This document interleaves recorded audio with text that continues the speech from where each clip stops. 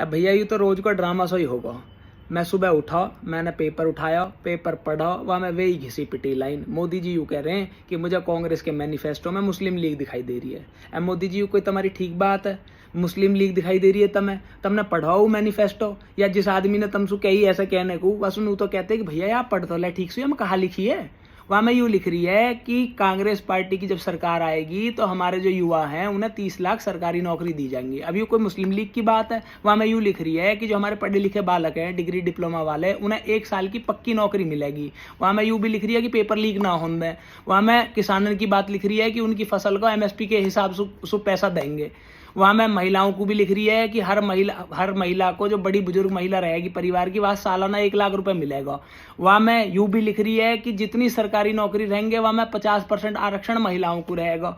पिछड़े दलित आदिवासी इनको लिख रही है कि भाई उनके बाल कन्या भी आगे बढ़ाने की योजना बनाई जाएगी और जितनी उनकी आबादी है उसके हिसाब से हिस्सेदारी मिलेगी। अब ये कोई गलत बात है मोदी जी? हैं आप इतनी बढ़िया बढ़िया बातन ने मुस्लिम लीग की बता रहे हो, तो मैं मुस्लिम लीग क्यों दिखाई देवे?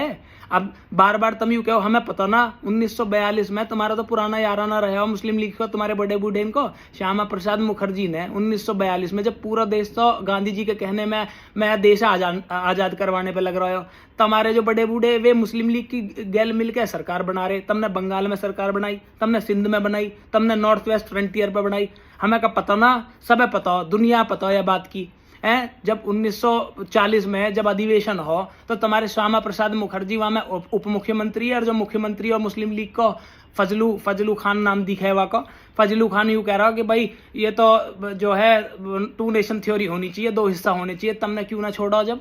तो मोदी जी इन बातों न मत ना करो और तुम इंडिया गठबंधन की सरकार आ जान दो, क्योंकि इंडिया गठबंधन की सरकार राहुल गांधी नौजवानों ने रोजगार दे सके, सरकारी नौकरी दे सके, तम पे न दी जावे। तमें 10 साल हो गए, तुमने अभी तक तो कुछ दिया ना, तो अब हम पे हाथ जोड़ो और यार रोज के झूठा बोलने बंद कर दो। धन्यवाद।